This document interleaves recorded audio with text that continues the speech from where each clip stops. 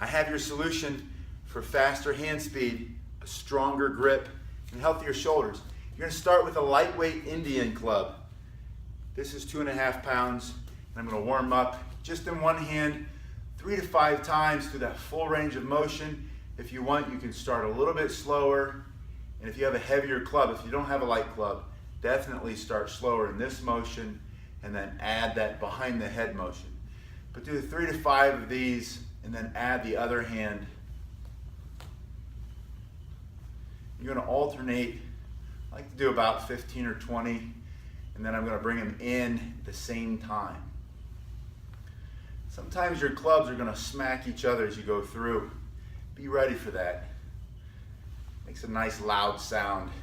Call that instant feedback. After I do a few of those, I'm going to bring the opposite motion, go through the opposite range. So I'm coming up instead of coming this way, I'm coming this way. As I go out, I turn it behind the head, and then I cut through the body. So the warm up here, if you have a heavier club, just bring it this way, bringing it down,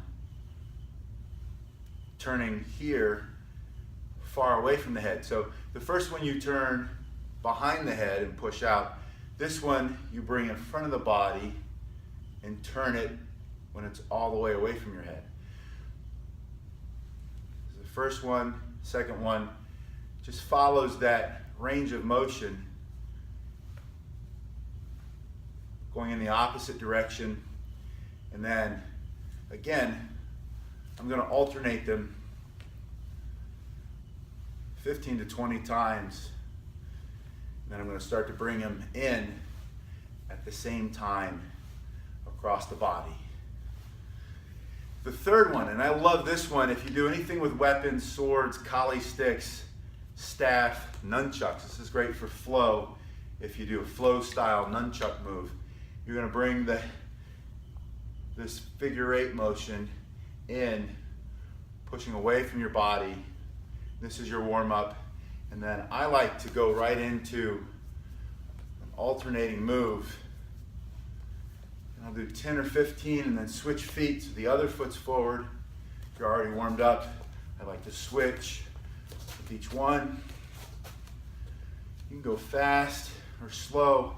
Listen to your body. It's very easy to build lots of speed and power with these Indian clubs. It's also very easy to get kind of excited and go too heavy or too fast and pull something and injure yourself. Now the fourth one I like to do is that opposite motion. And this one I really slow down with and isolate, pulling up, either a slicing motion. Again, if you work with any kind of weapon, you're really familiar with these motions. I'll do one hand in isolation, and then I do the other hand. Putting them together creates your flow. And again, with one foot, and then switching with the other foot, going through that range of motion. And then I have a last one that I'll do, which is out here, away from the body. I bring them out and in. Just the same figure 8 motion, but you'll feel it tax the body in a different way. All of these exercises will engage your core.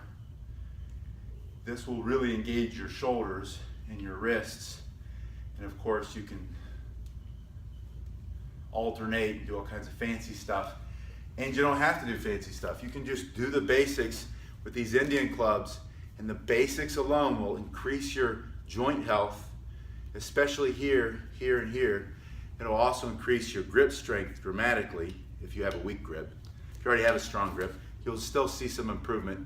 And then your hand speed, whether you're working with open hands, fists, or if you have some type of weapon in your hand.